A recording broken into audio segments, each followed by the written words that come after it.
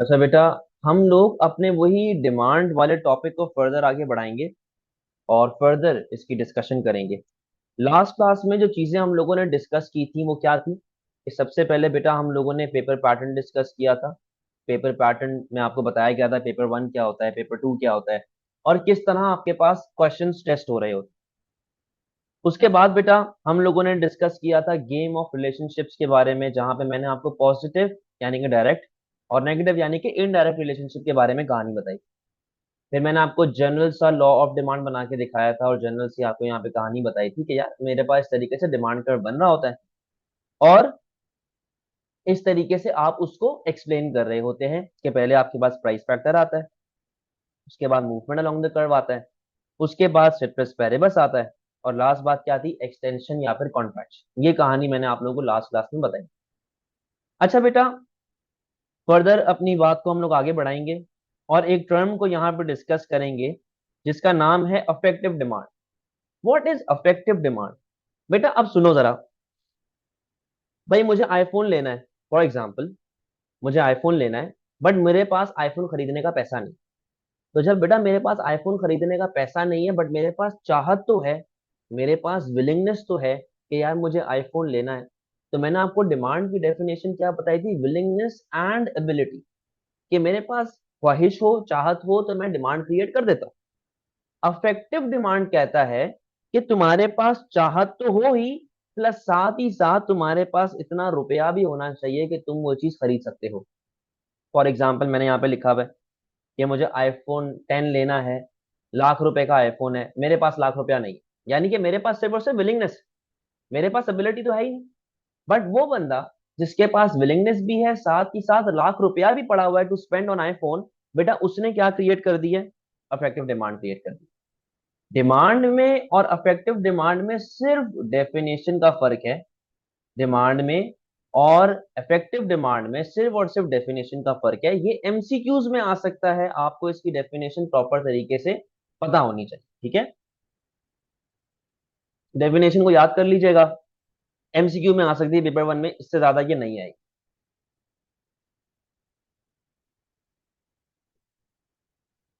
अच्छा बेटा, हम लोग जरा अब डिटेल्ड डिस्कशन की तरफ बढ़ते हैं। यहाँ पे आइएगा भाई।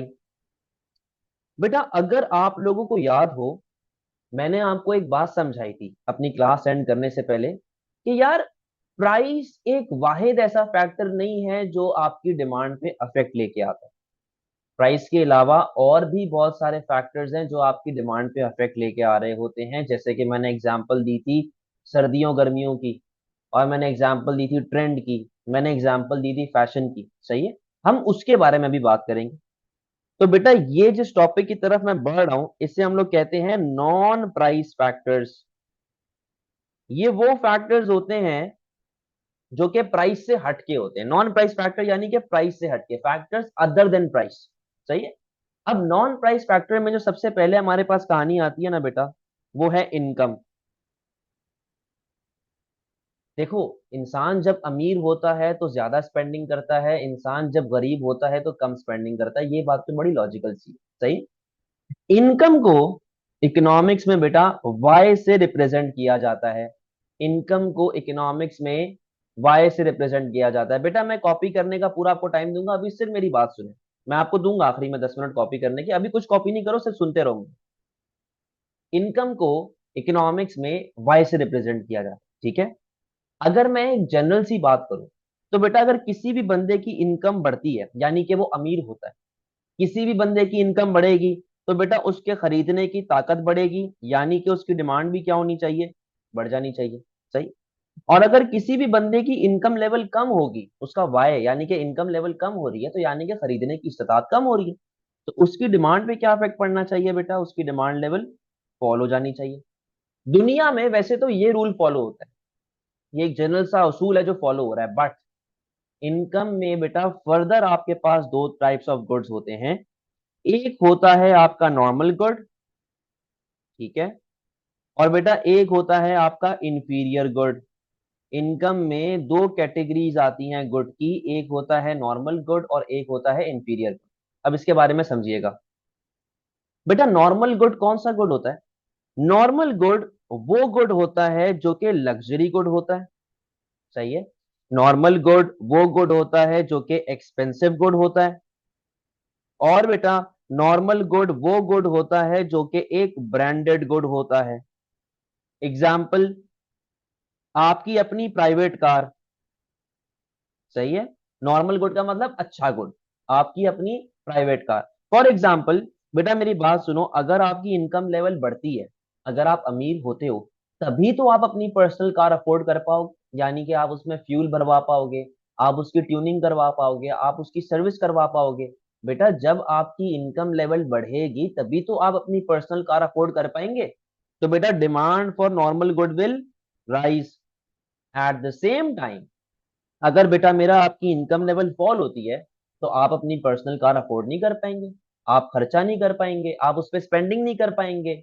तो आपकी डिमांड फॉर नॉर्मल गुड पे क्या इफेक्ट पड़ना चाहिए बेटे, वो आपकी फॉल हो जाएगी। यानी कि जब मैं नॉर्मल गुड की बात करता हूं तो नॉर्मल गुड में इनकम में और डिमांड में कैसा रिलेशनशिप आ रहा है बेटा, एरो सेम डायरेक्शन में जा रहे हैं या ऑपोजिट डायरेक्शन में? आपके एरो सेम डायरेक्शन में जा रहे हैं, यानी कि नॉर्मल गुड में इनकम और डिमांड में पॉजिटिव रिलेशनशिप होता है कि इनकम बढ़ेगी तो डिमांड फॉर नॉर्मल गुड बढ़ेगी, इनकम कम होगी तो demand for normal good come हो जाएगी। इसी को अगर मैं इंफीरियर पे ले जाऊं, बेटा इंफीरियर का उर्दू में तर्जुमा होता है कमतर। इंफीरियर का मतलब होता है कमतर, लो, सही है, लो। तो बेटा अब मैं यहां पे अगर इसकी टर्मिनोलॉजीज बताऊं, ये नॉर्मल का बिल्कुल ऑपोजिट। नॉर्मल लग्जरी था, ये कैसा होगा, नॉन लग्जरी इन नेचर, ठीक है। अच्छा आगे आओ, नॉर्मल एक्सपेंसिव था, इंफीरियर कैसा होना चाहिए बेटा, चीप हो जाएगा। नॉर्मल ब्रांडेड था, ये कैसा होगा, नॉन ब्रांडेड गुड, सही है, non branded good. For example वहां पे बेटा प्राइवेट ट्रांसपोर्ट था, यहाँ पे कौन सी ट्रांसपोर्ट आ गया आपका, पब्लिक ट्रांसपोर्ट, यानी कि बस वगैरह, जो गवर्नमेंट की तरफ से बसेस वगैरह चल रही हैं। बेटा मुझे एक बात बताओ, अगर आपकी इनकम लेवल बढ़ेगी तो क्या आप पागल हैं कि आप बस में धक्के खाएंगे? आप बस में धक्के नहीं खाओगे, आप बोलोगे यार मेरे पास पैसा है तो मैं क्यों बसों में धक्के खाऊं, मैं अपनी पर्सनल गाड़ी यूज कर लेता हूं। तो बेटा आपकी डिमांड फॉर इंफीरियर गुड पे क्या इफेक्ट पड़ेगा, वो फॉल हो जाएगी। इसी तरह अगर आपकी इनकम लेवल फॉल होती है तो बेटा ना चाहते हुए भी आपको ये वाली चीज यूज करनी पड़ेगी, आपको सस्ते गुड की तरफ जाना पड़ेगा, यानी कि demand for inferior good will rise. तो अब देखो बेटा एरो सेम डायरेक्शन में जा रहे हैं या ऑपोजिट डायरेक्शन में, आपके एरोस ऑपोजिट डायरेक्शन में जा रहे हैं। इसका मतलब है कि इंफीरियर गुड में इनकम और डिमांड में कैसा रिलेशनशिप आ गया, नेगेटिव। आओ नॉर्मल इंफीरियर की एक और एग्जांपल देता हूं। बेटा बात सुनो, नॉर्मल गुड यहाँ पे क्या हो सकता है, नॉर्मल गुड हो सकता है CFU स्टेक या नैंडोज फॉर एग्जांपल। भाई नैंडोज एक एक्सपेंसिव रेस्टोरेंट है, आप अमीर हैं तो नैंडोज पे जाएंगे, सही है ना, आप एक्सपेंसिव खाना खाएंगे, आप हाइजीनिक खाना खाएंगे। तो यहाँ पे मैंने नॉर्मल गुड में ले लिया नैंडोज फॉर एग्जांपल। इंफीरियर का मतलब कमतर, तो इंफीरियर गुड में मैं किसकी बात डाल दूंगा, ये जो पठान के होटल होते हैं जहां पे दाल रोटी मिलती है, वो कहां पे चला गया, इंफीरियर।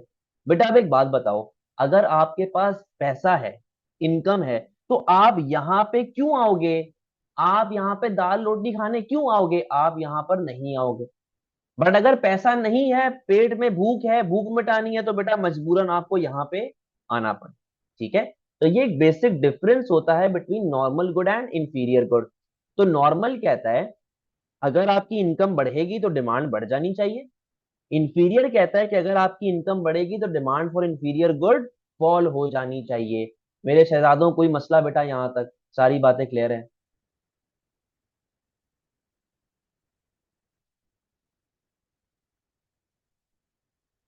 कोई टेंशन बेटा, एक्टिव रहो एक्टिव रहो, देखो मुझे जवाब चाहिए होते हैं सबसे, मुझे चैट बॉक्स में जवाब दें यस का या नो का।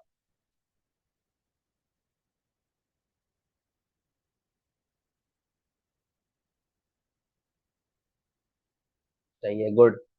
अच्छा अब एक कॉन्सेप्ट और समझो, भाई हो सकता है कि एक गुड मेरे लिए नॉर्मल हो बट शिजा के लिए इंफीरियर हो, ऐसा भी हो सकता है।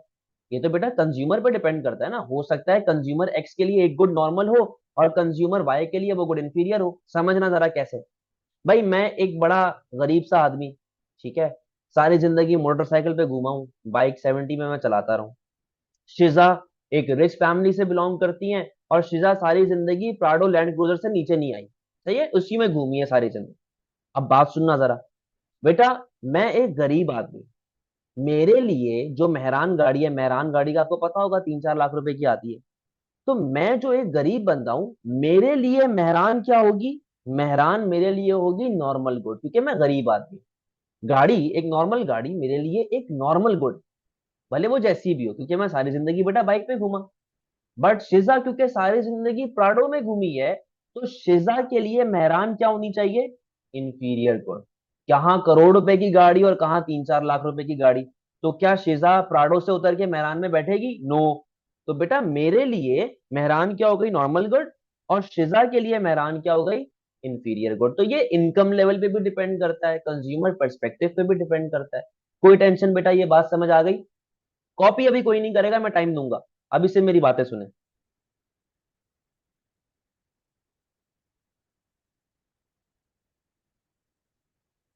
सही है, वेरी गुड। आ जाए आगे बात करते हैं। बेटा हम लोग इनकम की बात कर चुके हैं, आ जाओ फर्दर आगे बात करते हैं।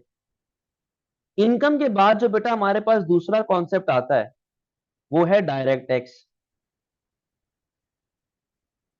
डायरेक्ट टैक्स क्या होता है? बेटा डायरेक्ट टैक्स हर वो टैक्स होता है जो आप डायरेक्टली अपनी इनकम से दे रहे होते हैं, ठीक है। तो डायरेक्ट टैक्स की जगह पे मैं यहाँ पे क्या लिखता हूँ? मैं यहाँ पे लिख रहा हूँ इनकम टैक्स। ये वो टैक्स है जो आप डायरेक्टली अपनी इनकम से पे ऑफ कर रहे होते हैं, ठीक है। इसको हम लोग एक और टर्म से भी रिप्रेजेंट करते हैं, उसका नाम है बेटा प्रोग्रेसिव टैक्स। अब प्रोग्रेसिव टैक्स का मतलब समझना। बेटा प्रोग्रेसिव, प्रोग्रेस का मतलब क्या होता है? बढ़ते रहना। प्रोग्रेस का मतलब क्या होता है? बढ़ते रहना, कंटिन्यूसली ग्रो करते रहना। प्रोग्रेसिव टैक्स के बारे में हमें क्या बोला जाता है? प्रोग्रेसिव टैक्स कहता है, बल्कि उसमें भी जाने से पहले एक लॉजिकल सी बात बताओ। बेटा मैं हूं और मेरी बिल्डिंग का चौकीदार है, हम दोनों में से कौन बंदा ज्यादा टैक्स पे करेगा? जाहिर सी बात है मैं करूंगा, क्यों? मेरी इनकम ज्यादा है, मेरे पास जॉब अच्छी है, मेरे पास पैसे ज्यादा हैं, तो ज्यादा टैक्स भी कौन पे करेगा? मैं करूँ। But at the same time अगर कोई बंदा मुझसे भी ज्यादा अमीर है, तो वो मुझसे भी ज्यादा टैक्स पे कर रहा होगा। तो प्रोग्रेसिव टैक्स क्या बोलता है? वो कहता है कि बेटा जैसे जैसे आपकी इनकम लेवल बढ़ती रहेगी ना, जैसे जैसे तुम्हारी इनकम लेवल बढ़ती रहेगी, वैसे वैसे आपके टैक्स का रेट भी क्या होता रहेगा? बढ़ता रहेगा। वैसे वैसे टैक्स का रेट भी क्या होता रहेगा? बढ़ता रहेगा। यानी कि इनकम में और टैक्स के परसेंटेज में बेटा कैसा रिलेशनशिप आ गया है? एक पॉजिटिव रिलेशनशिप आ चुका है। बेटा प्रोग्रेसिव टैक्स इनकम टैक्स का दूसरा नाम नहीं है। Progressive tax is a type of direct tax या इनकम टैक्स, ठीक है। Progressive tax is a type of direct tax, सही है। अब इसको गवर्नमेंट करता है कैसे? गवर्नमेंट कहता है जी, फॉर एग्जाम्पल, अच्छा ये चीज आपके सिलेबस में नहीं है, मैं जनरल इन्फॉर्मेशन के लिए बता रहा हूँ। एग्जामिनर, गवर्नमेंट कहती है फॉर एग्जाम्पल कि अगर तुम्हारी इनकम साल की 0 से लेके 100 रुपए है, तो तुम गरीब आदमी हो, तुम टैक्स मत पे करना। अगर तुम्हारी इनकम 101 रुपए से लेके 200 रुपए है, तो भाई तुम अब थोड़े से अमीर हो गए हो, मुझे 5% टैक्स दे देना। अगर तुम्हारी इनकम 201 रुपए से लेके 300 रुपए है, तो तुम मुझे 10% टैक्स पे कर देना। यानी कि ये डिफरेंट ब्रैकेट्स हमें गवर्नमेंट ने दिए हुए, और जो बंदा जिस ब्रैकेट में लाया करता है वो उस हिसाब से टैक्स पे कर रहा है, ठीक है। तो direct tax is a tax which is directly attributable to your income, और वो आपकी इनकम में डायरेक्टली कट रहा हो, सही। आए जरा एक टर्म को समझते हैं, इसका नाम है डिस्पोजेबल इनकम। Disposable income. और बेटा इसका दूसरा नाम होता है income after tax. Income after tax. बेटा डिस्पोजेबल इनकम या इनकम आफ्टर टैक्स क्या होती है? आपकी जो माहाना इनकम है, और आपने उसमें से कितना टैक्स पे किया, तो बेटा जो रिमेनिंग अमाउंट बच गई वो आपकी डिस्पोजेबल है, सिंपल। भाई आपकी इनकम 100 रुपए है, फॉर एग्जाम्पल 10 रुपए आपने टैक्स दिए, तो 90 रुपीज आपकी डिस्पोजेबल इनकम बच गई, सही है। अब यहां पे आना बेटा, फॉर एग्जाम्पल ईयर 1 में, ईयर 1 में बेटा आपकी इनकम है 100 रुपए, आपने गवर्नमेंट को 10 रुपया टैक्स दिया, पीछे कितना पैसा बच गया, 90 रुपीज बच गए। ये 90 रुपीज है आपके इनकम आफ्टर टैक्स, जिसको डिस्पोजेबल इनकम भी कहा जाता है। अच्छा, अब कहानी सुनना। ईयर टू में क्या हो रहा है? ईयर टू में आपकी इनकम तो अभी भी वही है जो पहले, बट गवर्नमेंट ने क्या किया, गवर्नमेंट ने टैक्सेस बढ़ा दिए। तो बेटा अब आपकी डिस्पोजेबल इनकम कितनी रह गई, 80। अगर आप एक चीज को गौर से देखो, आपकी इनकम लेवल अभी भी सेम है, बट गवर्नमेंट ने टैक्सेस बढ़ा दिए, तो बेटा आपकी ओवरऑल इनकम आफ्टर टैक्स क्या हो गई है, फॉल हो गई। समझे? अब बात को सुनो कि हम लोग आंसर कंस्ट्रक्ट कैसे करेंगे। हम ये बोलेंगे कि भाई पहले आपके पास डायरेक्ट टैक्स चल रहे थे, फॉर एग्जाम्पल 10%, और वो 10% से कितने हो गए अब, 20%। तो बेटा जब गवर्नमेंट डायरेक्ट टैक्सेस बढ़ा देगा तो उससे क्या होगा, मेरे कंज्यूमर की डिस्पोजेबल इनकम फॉल हो जाएगी। जब बेटा मेरे कंज्यूमर की डिस्पोजेबल इनकम फॉल होगी तो उससे मेरे कंज्यूमर पे बर्डन बढ़ेगा। बर्डन ऑन कंज्यूमर क्या होना चाहिए, बढ़ जाएगा। जब बेटा मेरे कंज्यूमर पे बर्डन बढ़ेगा, मैं ये कह सकता हूं कि मेरे कंज्यूमर की परचेजिंग पावर पे क्या इफेक्ट पड़ेगा, मेरे कंज्यूमर की परचेजिंग पावर फॉल हो जाएगी। और बेटा जब मेरे कंज्यूमर की परचेजिंग पावर फॉल होगी तो उससे मेरी ओवरऑल डिमांड पे क्या इफेक्ट पड़ेगा भाई, ओवरऑल डिमांड मेरी फॉल हो जाएगी। समझ में आती है बात? बेटा इसे कहते हैं चेन ऑफ एनालिसिस, जो आपके आंसर में मिसिंग होता है। आप कनेक्ट नहीं कर पाते पॉइंट्स को। आपने बस ये पॉइंट्स है ना, इसमें थोड़ी सी अंग्रेजी घुसेड़ के इसको पैराग्राफ फॉर्म में करना है, बस और कुछ नहीं करना। अगर इसी को मैं उलट कर दूं कि भाई फॉर एग्जाम्पल 20% टैक्स थे, अब हो गए 10%, तो उससे मेरी डिस्पोजेबल इनकम क्या हो जाएगी, बढ़ जाएगी। मेरे कंज्यूमर पे बर्डन क्या हो जाएगा, कम हो जाएगा। मेरे कंज्यूमर की परचेजिंग पावर बढ़ जाएगी, और बेटा मेरे कंज्यूमर की डिमांड बढ़ जाएगी। कोई टेंशन यहां तक, कोई मसला, कोई परेशानी?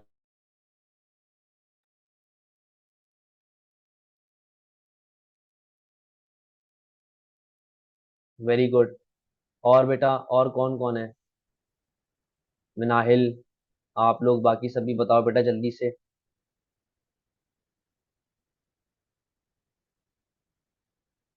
गुड। कौन सा वाला पॉइंट बेटा रिपीट करना है, आप मुझे बताएं।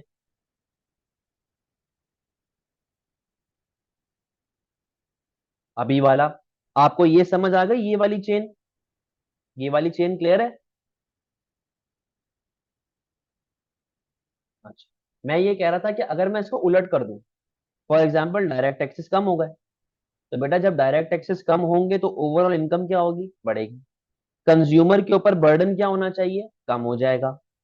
आपके कंज्यूमर की परचेजिंग पावर बढ़ जाएगी, और आपकी ओवरऑल डिमांड बढ़ जाएगी। मैंने बस इसको उलट कर दिया कि अगर टैक्सेस कम होंगे तब क्या होगा, टैक्सेस बढ़ेंगे तब क्या होगा। क्लियर है?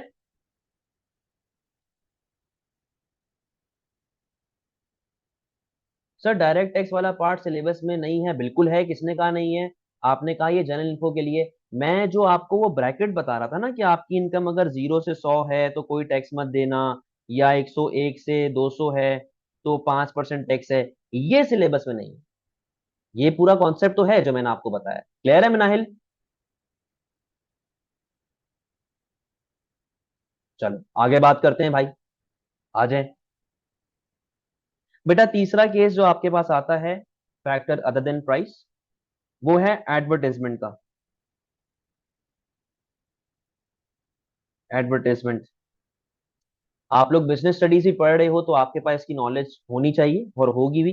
बेटा एडवर्टाइजमेंट में दो तरह की चीजें आती हैं, एक होती है आपके पास इंफॉर्मेटिव, ठीक है, और एक होती है बेटा आपके पास परसुएसिव। दोनों के बीच के अंदर जरा फर्क समझिएगा। पहले मैं इंफॉर्मेटिव की बात करता हूँ। बेटा इंफॉर्मेटिव के अंदर क्या होता है, हम लोग कस्टमर को नॉलेज देते हैं, सही है, या फिर हम लोग कस्टमर को इंफॉर्मेशन दे रहे होते हैं किसी भी जनरल प्रोडक्ट के बारे में। भाई फॉर एग्जाम्पल आपने अक्सर टीवी पे ऐड देखा होगा, जब कोई मूवी या ड्रामा चल रहा होता है तो कोई अगर एक्टर या एक्ट्रेस सिगरेट पी रही है तो नीचे लिखा हुआ आता है स्मोकिंग किल्स, शराब पी रही है तो नीचे लिखा हुआ आता है अल्कोहल किल्स। तो बेटा ये क्या है, यहाँ पर हम कस्टमर को नॉलेज दे रहे हैं कि यार सिगरेट पियोगे बीमार हो जाओगे, शराब पियोगे लिवर खराब हो जाएगा, एग्जाम्पल, स्मोकिंग किल्स या फिर अल्कोहल किल्स, ठीक है। तो ये हम लोग अपने कस्टमर को नॉलेज दे रहे हैं। इसी तरह अगर मैं बात करूं डेंगू से बचने के तरीके, कोविड से बचने के तरीके जो आप अक्सर कॉलर ट्यून पे सुनते रहते हैं, या फिर बारिश हो रही है घर से ना निकलो, ये सब इंफॉर्मेटिव, यहाँ पे आप कस्टमर को नॉलेज दे रहे हैं। बट बेटा when we talk about persuasive advertisement, हम लोग क्या करते हैं, यहाँ पर हमारा ऑब्जेक्टिव क्या है? Objective is to attract customers. बेटा यहाँ पे हमारा ऑब्जेक्टिव होता है कि हमें कस्टमर्स को अट्रैक्ट करना है। हमने कस्टमर को इस चीज का यकीन दिलाना है कि हमसे अच्छा प्रोडक्ट पूरी दुनिया में कोई बनाता ही नहीं। केएफसी जब एड दिखाता है तो वो ये दिखाता है कि भाई मुझसे अच्छा फ्राइड चिकन कोई नहीं बनाता। पेप्सी जब एड दिखाता है वो ये बताता है कि मुझसे अच्छी कोल्ड ड्रिंक कोई नहीं बनाता। ठीक है। यहाँ पर प्रोड्यूसर का ऑब्जेक्टिव होता है टू अट्रैक्ट कस्टमर्स, और साथ ही साथ बेटा एक और ऑब्जेक्टिव चल रहा होता है, वो है टू अर्न मोर रेवेन्यू। कि भाई मेरे प्रोड्यूसर ने अपना रेवेन्यू बढ़ाना है, उसको और पैसा चाहिए, उसने खाना है बस बैठ के, मेरे पास पैसा आ जाए किसी का। तो यहाँ पर हमारे दो ऑब्जेक्टिव चल रहे हैं। पहला कि हमें कस्टमर को अट्रैक्ट करना है, और दूसरा हमें और रेवेन्यू कमाना है, पैसा कमाना है। ठीक है। अब सवाल ये है कि जो हमारे पास प्रोड्यूसर लोग हैं वो ये काम करते कैसे, वो किस तरीके से इन चीजों को लेके चलते। देखें, मोस्ट ऑफ द टाइम जो काम प्रोड्यूसर कर रहा होता है ना, वो एक सेलिब्रिटी को हायर करता है। हायर अ सेलिब्रिटी जो उसके एड में आए और उसका प्रोडक्ट बेचे। बेटा आपको क्या लगता है ये जो इतने बड़े बड़े हमारे सेलिब्रिटीज एक छोटे सी कोल्ड ड्रिंक के ऐड में आ रहे हैं, या पान मसाले के ऐड में आ रहे हैं, या क्या कहते हैं खानों के मसाले के ऐड में आ रहे हैं, ये लोग पागल हैं? ये पागल नहीं है। ये इसलिए होता है क्योंकि जो हमारा प्रोड्यूसर है, प्रोड्यूसर को पता है कि यार इनकी एक फैन बेस बनी हुई है, इन पे लोग ट्रस्ट करते हैं। बेटा अगर शाहरुख खान एक परफ्यूम बेच रहा होगा ना, मैं भी वो परफ्यूम लूंगा। क्यों? क्योंकि ये उसकी फैन बेस है। सही है, उसके जितने फैंस हैं सब जाके वो परफ्यूम लेंगे। उनका माइंडसेट क्या है? वो सोचेंगे कि यार अगर शाहरुख बेच रहा है तो सही बेच रहा होगा, खराब चीज नहीं बेचेगा शाहरुख। अगर सलमान खान किसी ब्रांड के ऐड में आया है तो लोग वो ब्रांड खरीदेंगे, बोलेंगे यार सल्लू बेच रहा है, ठीक बेच रहा है, खराब नहीं बेच रहा होगा। लेकिन इसी तरह अगर मैं शाहरुख खान के सामने लगा दूं हुमायूं सईद को, हुमायूं सईद को कौन जानता है पाकिस्तानियों के अलावा? कोई नहीं जानता।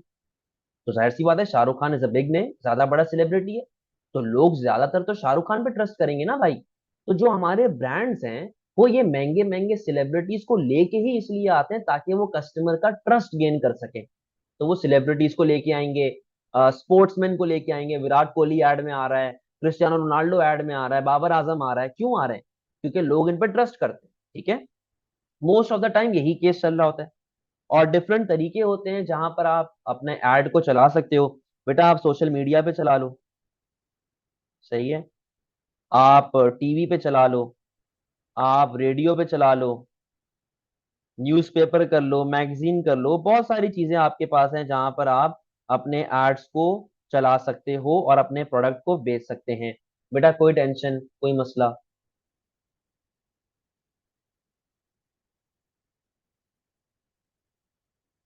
कोई परेशानी यहां तक?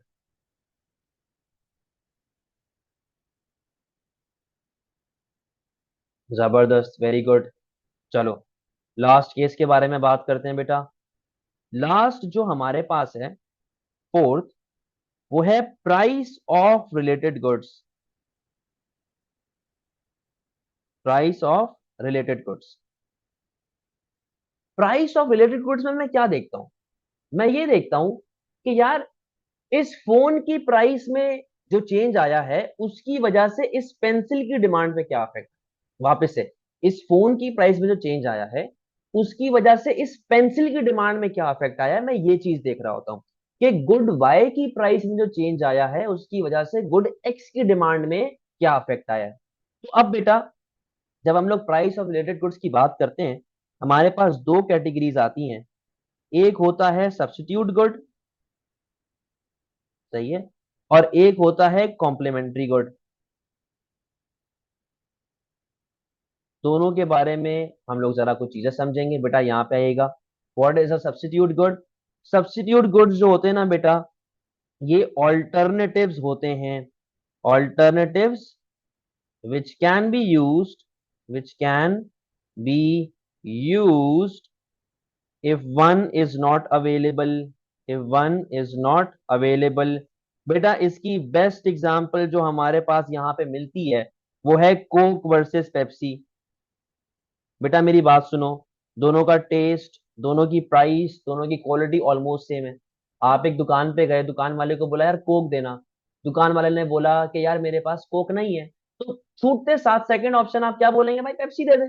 ऐसा ही है ना भाई, तो या तो कोक या तो पेप्सी, सिंपल कहानी चल रही है। बट बेटा एग्जाम में आप ब्रांड का नाम यूज नहीं करेंगे। आप टी एंड कॉफी इस्तेमाल कर सकते हैं, टी वर्सेस कॉफी की बात कर सकते हो आप जूस वर्सेस कोल्ड ड्रिंक की बात कर सकते हो, बट ब्रांड का नाम टपाल वर्सेस लिप्टन नहीं लिखेंगे आप, सही है। मैं क्योंकि सिर्फ एग्जांपल दे रहा हूँ, समझा रहा हूँ, इसलिए मैं ये टर्म यूज कर रहा हूँ। तो मैंने कहा कोक वर्सेस पेप्सी, आसान रखने के लिए एग्जांपल को, मैं कोक की प्राइस लेता हूँ और बेटा पेप्सी की डिमांड लेता हूँ। एक बात सुनो, आप फॉर एग्जाम्पल हमारे पास अभी कौन है यहाँ पे, मैं कहता हूँ कि शहर जो है, शहर मार्केट गई और शहर ने दुकान वाले से कहा कि यार मुझे ना एक कोक देना। दुकान वाले ने शहर से कहा कि मैडम कोक की प्राइस बढ़ गई है, कोक महंगी हो गई है। तो छूटते साथ शहर क्या बोलेगी, भाई तुम कोक रहने दो, मुझे पेप्सी दे दो। क्यों? क्योंकि दोनों की क्वालिटी सेम है ऑलमोस्ट, दोनों की टेस्ट है ऑलमोस्ट सेम। तो जब कोक की प्राइस बढ़ेगी, शहर कोक से उठ के कहाँ चली जाएगी, पेप्सी पे। तो बेटा अगर कोक की प्राइस बढ़ेगी तो कोक की डिमांड क्या होनी चाहिए, कम। और लोग कोक को छोड़ के किस पे जाना शुरू कर देंगे, लोग कोक को छोड़ के पेप्सी पे जाना शुरू कर देंगे, यानी कि पेप्सी की डिमांड क्या हो जाएगी, बढ़ जाएगी। इसी तरह बेटा अगर कोक सस्ती होती है, अगर कोक सस्ती होती है तो according to law of demand, Coke अगर सस्ती होती है तो कोक की डिमांड ऊपर की तरफ जानी चाहिए, एक्सटेंड होनी चाहिए। बट बेटा कोक जब सस्ती हो रही है तो पेप्सी तो महंगी हो गई ना, फिर पेप्सी के मुकाबले में तो कोक सस्ती है। तो जो बंदा पेप्सी पीता है वो उठ के कहाँ पे जाना शुरू कर देगा, वो उठ के कोक पे जाना शुरू कर देगा। यानी कि बेटा पेप्सी का कंज्यूमर कोक पे चला गया तो पेप्सी की डिमांड पे क्या इफेक्ट पड़ा, वो भी फॉल हो गई है। अब एक चीज को देखो, एरोज आपके बेटा सेम डायरेक्शन में जा रहे हैं, और जब भी एरो सेम डायरेक्शन में जाते हैं तो कैसा रिलेशनशिप आता है, पॉजिटिव। यानी कि सब्स्टिट्यूट गुड्स में पॉजिटिव रिलेशनशिप चल रहा है between price of one good and demand of another good. इसी तरह अगर मैं कॉम्प्लीमेंट्री गुड्स की बात करूं, तो बेटा कॉम्प्लीमेंट्री गुड्स कौन से गुड्स होते हैं, ये जॉइंटली यूज्ड गुड्स होते हैं, जॉइंटली यूज्ड गुड्स होते हैं। एग्जाम्पल, ये आप पेंसिल देख रहे हो, ये मेरी पेंसिल है, ठीक है। अच्छा, अभी ये लिख रही है, अभी ये लिख रही है। बेटा इस पेंसिल की अगर मैं ये निब निकाल दूं, ठीक है, ये मैंने इसकी निब निकाल दी, ये देख लो, ये निब मेरे हाथ में, ये मैंने निकाल दी और अब मैं इसको चला रहा हूं। अब ये नहीं चलेगी, ये नहीं चलेगी, क्यों? क्योंकि जब तक इस पेंसिल में ये निब ना घुस जाए तब तक ये पेंसिल फंक्शन नहीं करेगी। ये दोनों हैं कॉम्प्लीमेंट्री गुड्स, के दोनों को साथ इस्तेमाल किया जाता है। इसकी और एक एग्जांपल, कार एंड पेट्रोल। बेटा गाड़ी में जब तक पेट्रोल नहीं डालेगा तो चलाएगा कैसे, पानी से तो नहीं चलेगी, सही है। और example, mobile phone and charger. बेटा मोबाइल फोन है, तुम्हारे पास चार्जर नहीं है, तुम कैसे फोन चार्ज करोगे, फोन डेड हो जाएगा एक दिन के अंदर, समझे। तो कॉम्प्लीमेंट्री गुड्स क्या है, जॉइंटली यूज्ड गुड्स। मैं एग्जांपल लेके चलता हूं यहाँ पे, एग्जांपल, कार एंड पेट्रोल, ठीक है। तो मैं गाड़ी की यहाँ पे प्राइस ले लेता हूँ और पेट्रोल की डिमांड ले लेता हूँ। बेटा मुझे एक बात बताओ, अगर गाड़ी महंगी हो जाती है, गाड़ी की प्राइस बढ़ती है, तो क्या लोग गाड़ी खरीदेंगे, लोग गाड़ी कम खरीदेंगे। जब बेटा गाड़ी कम खरीदेंगे तो पेट्रोल खरीद के क्या करोगे, पियोगे पेट्रोल को। तो पेट्रोल की डिमांड पे क्या इफेक्ट पड़ेगा, पेट्रोल की डिमांड कम हो जाएगी। इसी तरह बेटा अगर गाड़ी की प्राइस सस्ती होती है तो पहले के मुकाबले में ज्यादा गाड़ी बिकेगी। जब ज्यादा गाड़ी बिकेगी तो चलाने के लिए पेट्रोल चाहिए कि नहीं, या पानी से चलाएंगे, जी। तो जब गाड़ी ज्यादा बिकेगी तो बेटा पेट्रोल की डिमांड भी क्या होनी चाहिए, पेट्रोल की डिमांड आपकी बढ़ना शुरू हो जाएगी। तो बेटा ये देख लो, ये ऐसे ऊपर की तरफ चला गया। बेटा अब एक चीज को देखें, एरोज आपके ऑपोजिट डायरेक्शन में जा रहे हैं, एरोज कैसे जा रहे हैं, ऑपोजिट डायरेक्शन में। यानी कि कॉम्प्लीमेंट्री गुड्स में कैसा रिलेशनशिप आता है बेटा, वो आता है नेगेटिव रिलेशनशिप। एक स्टूडेंट था मेरा, उससे मैंने पूछा बेटा कॉम्प्लीमेंट्री गुड की डेफिनेशन बताओ, तो वो गधा बोलता है सर किसी की तारीफ करना, कॉम्प्लीमेंट देना। तो भाई ये जरा से डेफिनेशंस को प्रॉपर तरीके से याद रखा करें, ये चीजें जरा ख्याल करें इस चीज का। कोई टेंशन बेटा, समझ गए इन चीजों को? सब्स्टिट्यूट गुड्स, कॉम्प्लीमेंट्री गुड्स, सारी बातें क्लियर हैं?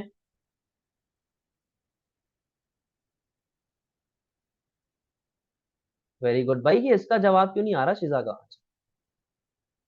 अच्छा बेटा, ये जो मैंने आपको चार फैक्टर्स बताए ना अदर देन प्राइस, इन पे असल में लिखने का कंटेंट बहुत ज्यादा है आपके पास, आप बहुत चीजें लिख सकते हो। आपका फोकस इन ही चार के ऊपर होना चाहिए क्योंकि कंटेंट आपके पास अच्छा खासा है, वरना इसके अलावा और भी बहुत फैक्टर्स हैं जो आपकी डिमांड पे अफेक्ट करते हैं। जैसे कि अगर मैं यहाँ पे बात करूं बेटा, पॉपुलेशन, आबादी। भाई जितनी आबादी बढ़ती रहेगी उतनी डिमांड बढ़ती रहेगी। इंडिया में आबादी बहुत ज्यादा है, लोग हैं, बढ़ते जा रहे हैं, बढ़ते जा रहे हैं। तभी वहां पे दुनिया के सबसे बड़े स्लम्स पाए जाते हैं। स्लम्स पता है आपको? झोपड़े, झोपड़पट्टी जिसे हम लोग कहते हैं, सबसे ज्यादा पाई जाती है। क्यों? क्योंकि बेटा वहां पर लोग बहुत ज्यादा हैं, घरों की डिमांड बहुत ज्यादा है, बट घर नहीं है। सही है, तो इस तरह डिमांड आपकी बढ़ती पॉपुलेशन से। इसके अलावा बेटा वेदर, वेदर की एग्जांपल मैं आपको पहले भी दे चुका हूँ भाई, सर्दियां हैं तो कॉफी पियेंगे, गर्मियां हैं तो आइसक्रीम खाएंगे। इसके अलावा बेटा ट्रेंड या फिर फैशन, ऑलमोस्ट सेम बात है। भाई आजकल ट्रेंड चल रहा है बैगी क्लोथ्स पहनने का, तो लड़का लड़की जो है बैगी कपड़े पहन के घूम रहे हैं, भले पतले दुबले से क्यों ना हो, सिंगल पसली, बैगी कपड़े पहन के घूम रहे हैं। सही है, हैंगर लग रहे होते हैं। इसके अलावा कभी ट्रेंड होता है ग्लासेस, आजकल ग्लासेस इस तरह ट्रांसपेरेंट ग्लासेस चल रहे हैं, ट्रेंड चल रहा है भाई। जैसे ही ट्रेंड खत्म हो जाएगा ग्लासेस की डिमांड गिर जाएगी। इसके अलावा बेटा आप और क्या लिख सकते हो? कल्चर, कल्चर आप लिख सकते हैं। पाकिस्तान में सलवार कमीज पहना जाता है। यहाँ अफ्रीका की एग्जाम्पल दे सकते हैं, अफ्रीका की क्या एग्जाम्पल देंगे आप बताएं? कल्चर, पाकिस्तान में सलवार कमीज पहना जाता है तो सलवार कमीज की डिमांड ज्यादा है, यूरोपियन कंट्रीज में सलवार कमीज नहीं पहना जाता तो उसकी डिमांड कम है। ठीक है। और आप टेस्ट की बात कर सकते हो भाई, आप रिलीजन की बात कर सकते हैं, आप कस्टम्स की बात कर सकते हैं, फेस्टिवल्स की बात कर सकते हैं। इस तरह क्रिसमस में बाहर बड़े धूमधाम से मनाया जाता है, बहुत चीजें बिकती हैं, यहाँ पर क्रिसमस का ऐसा रुझान नहीं है, यहाँ पे ईद का रुझान है, वहां पर ईद का रुझान नहीं है। समझे बेटा बात को? तो ये डिफरेंट तरीके हैं जिससे आपकी डिमांड पे अफेक्ट आ सकता है। कोई टेंशन बेटा? शिजा आप कुछ कह रही थी? कोई परेशानी बेटा? सारी बातें क्लियर हैं यहाँ तक?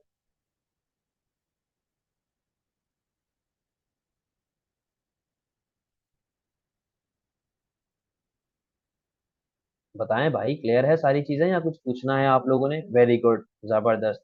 अच्छा बेटा, अभी आप लोग इसे कॉपी करो, इसकी डायग्राम्स हम लोग इंशाल्लाह नेक्स्ट क्लास में देखेंगे। जब नेक्स्ट क्लास होगी तो वहां पर डायग्राम बनाना सिखाऊंगा आप लोगों को, ठीक है?